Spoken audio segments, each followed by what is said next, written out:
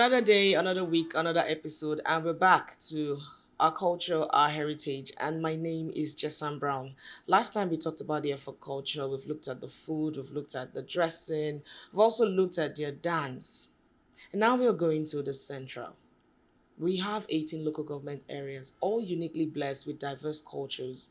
But what should we know about our cultures? What should we know about our food? What should we know about our clothes, what they signify, and everything? Now, if you are an interested member of this culture gang, you're more than welcome to stay and have a swell time with us on this episode. We said we are going to the central, and we are not going to start with any other tribe other than the Yaka tribe. And now in Yakol, we are narrowing down our search to the UGEP people. Now, when we're looking at the UGEP people, they just had their festival, the Leboku festival, like you clearly know. What should we know about Leboku? Leboku has a lot of interesting parts to it. So many interesting parts. I, sitting here, even as an UGEP person, I'm embarrassed to say I do not even know a lot about them. And it's only fair and appropriate that who will come school us about this are the reigning Mr. and Miss Leboku for this year's competition. Ladies and gentlemen, please join us as we welcome Miss Kebe Eni. Now, it's only fair I start with a lady because let's say ladies first. Yeah, so Kebe is not just my sister and friend. Kebe has been in the modeling and pageant phase in Cross River State, and please permit me to go through a number of those. She has participated in the Calabar Fashion Show. She has also participated in the Calabar Fashion Convention rather. She's done 360 Minutes of Black, Miss Hospitality, El Model Search Nigeria, Queen of Humanity, Top 20, Miss Leboku, second, first runner-ups, and now she is the reigning Miss Leboku in this state. So pleasure to have you join us on the mic today. Thank you. All right. And seated next to her is a handsome man. Now, you might say I'm being partial because he has two of his names as those of my brothers. But if you know who get men, if you know who get women, if you know who get people, you know, say beauty, they cry for our hands. So it's not like partial or anything. It is my pleasure to welcome Ephraim Okoy Arikbo. He is the reigning Mr. Liboko. And he was also the first runner-up in the last contested Mr. Leboku, and he's now the reigning Mr. Leboku.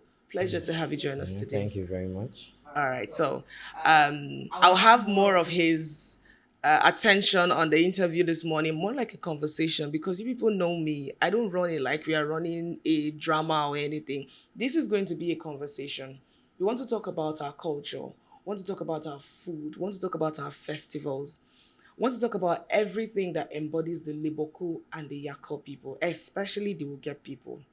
You're up for that conversation, Abby? All right. So we'll go straight into our history. You came in looking so unique. I mean, I must say I'm super super impressed. There are so many questions I want to ask about your outfit, the history of the Uget People Festival. So permit us to just talk about it a little before we go into other things. Okay. The Uga people are great people. All right. We're warriors. How we even came to Ugep is through war. We used to be neighbors with the Akwa people, and we had this disagreement. So they chased us out of the place. Then we were Umowen. The meaning of Umowen is like small Umo. Okay. Umo is Ugep. Yeah. Yeah. So it's like small Umo.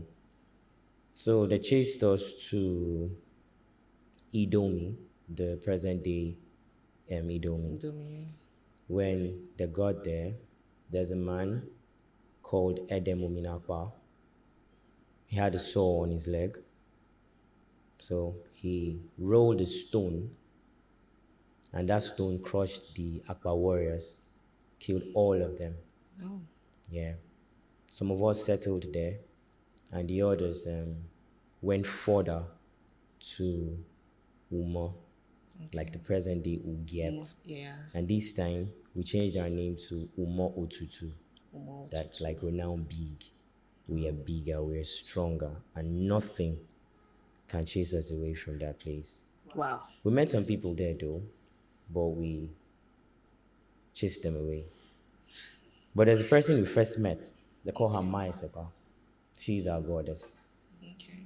If you translate Ma Esepa to English, it simply means a mother of the earth. Yes. Oh, So when we got there, she told us that she has been waiting for us. she actually said Yeah, that. she said that. And she Wow. accommodated us till date. And I think that's why we have a statue of her at the Obolopon's Palace. That is, oh, that's interesting. Kebe, I know you were also, told about the history of the Yaka Nation. What part of this history can you talk to us about? Okay, after we migrated from Apa, we settled at Upawen. There's a place called Upawen there. That was a settlement place. Oh, Yes. And then Maisepa he made mention of is the goddess of our land. okay. Yes. Nobody knows about her existence, how she came into existence and how she left. So some persons said she's a mystery, some said she's a mat. But we call her the goddess of our land. She sounds really powerful because every old Uge person I've come across and we have cultural conversations like this always make mention of her. And that's really interesting. Now we'll now look at our festivals, the history of our festivals. How did our festivals begin? Today it is not just a national sensation, it is a global, it's an international festival. How did it all start before we got to this stage? Okay. There's a period we call the period of Yowa. I don't know if you know what it is. Hungry. Yes, Don't do that to hunger. me, Yeah. please. Please, I'm not so detached from my roots. Don't do that. Okay. Yeah. So after the Yowa period, that's when we have the yams coming out and all. So the best way to say thank you to the gods is to celebrate. So that's how the Leboku thing started, Started. the festivity. And also Leboku is a period where as we harvest, we tell the ancestors, the gods of the land, thank you for a bountiful harvest. Yeah. How did women now become involved in Leboku? Okay, women participate in the Leboku activities, just like a period which is set aside to celebrate our God Almighty for a bountiful harvest. We have different activities in the whole festival. We have a day set aside for the ladies, Okay. which is known as Janen Boku. Yeah. On What that what do day, we do here? women are beautifully dressed on their bangles, the brassiere to cover their breast, a mini wrapper or a mini skirt, and being adorned with beautiful beads from their head to toe. Why the choice of a bra and a skirt though? The outfit, the choice of the outfit is being inspired by how we used to dress in those days. Really? In those days, we didn't used to wear anything At all. like how we were in those days before civilization came Right. into existence. Okay. We went naked. Not Not really, completely yeah. naked. Oh, okay. So the essence of that outfit is to preserve our tradition and our culture so it doesn't go into existence. Okay. I also give it to the Yakor men too. I stayed a long time, a little bit. I spent a little time at home, and throughout the period of the festival, with scantily clad women in the street every day, no issue of rape was recorded. How do you guys manage? Is it that Ugeb men have a different level of self control, or there is a commandment and the punishments are so severe that nobody wants to dare it? Forget men don't rape people. That's just it. Okay, we'll come back to that anyways. Now, still on the festivals, the women are dressed uniquely. They have this gold plated things on their legs called liman, and the brand skirt you mentioned, and the hairdo. Is there a reason for that particular kind of hairdo? No reason exactly, but since it's a festive period, we have Okay. to come out in a cultural way. So That hair is made so that we can put in the peacock feather. Okay. Yes, to be able to use it to beautify the hair. I saw it. And these porcupine peaks too. I saw them putting it in their hair. Now, I like the liman. I admire people who wear the liman. My mom wore liman till she got married. You who have done it, how is the experience like? I had a lot of people tell me, okay, you're not UGEP enough if you've not won the liman. I don't believe that. I have enough UGEP blood flowing in me to prove my heritage. But what does it? I need your experience, your first-hand experience, to let me know if it's something I should look forward to and how I can prepare. Okay, um, the demand is our identity. Right. Aside from that, it has a way of announcing our presence long before our arrival. If I was putting on a demand, you wouldn't have to see me before you know that I was coming. The sounds of the mafia always announces one's presence before I arrive, and it adds beauty to the whole dressing Yeah, it and does. our culture, and it makes us unique. Okay. How is it won? Okay, the man is. I noticed a tie cloth at the end of Yeah. it. Yeah, so I'm curious about that cloth that is tied at the end. Why? Okay, so there are people that wear this liman back there in the village. It's their job Yes, to they wear are liman not on people. Yeah. specialized in it Okay. because it's not something a random person can wear. You have to be very strong to be able to bend those irons because yes, that's irons. But then these particular irons are not like the hanger we use at home. Yeah. It's they are heavy and if not properly worn can cause injuries on the legs. So you mean those irons are individually bent? Yes, but that is before you wear it. Okay, And okay. now when you want to wear it, all they have to do is just to expand it so your leg can go in. And after you be able to put your legs, you have to start bending it around your legs till it gets to the size they want it to. And then the piece of cloth is used to hold the limb from falling off and injuring because down there has to be a bit loose Yeah. so that you don't sustain injuries. So now that piece of cloth is now tied on the leg to prevent the limb from falling off and injuring you. So it gives the limb a kind of fittings on your leg and adds beauty to the legs. Obo, let me come to you, sir. The men always have this cap on. You talk to us about your outfits. Okay. My cap is called Kutani Janga. The thing that used to do it is also called Kutani, yeah. And at the other side, at the other hand, it means Kutani Janga, like Ataninke. I You've don't know what you recognized understand. Yeah, me. yeah, yeah, yeah. I've So told you. that thing, Don't yeah, joke with me. I know yeah. my When you language. see this cap, the first thing that comes to your mind is like a Yaka chief, right? Someone Yeah. who's from Gep or someone who's from Yaka. Yeah. So it signifies royalty. We have another one the Obolipon puts on. It's called Likbemlem. It's made of leopard claws. Yeah. So it also signifies royalty. The bead on my neck is a jolly cooler, but this is an ancient jolly cooler.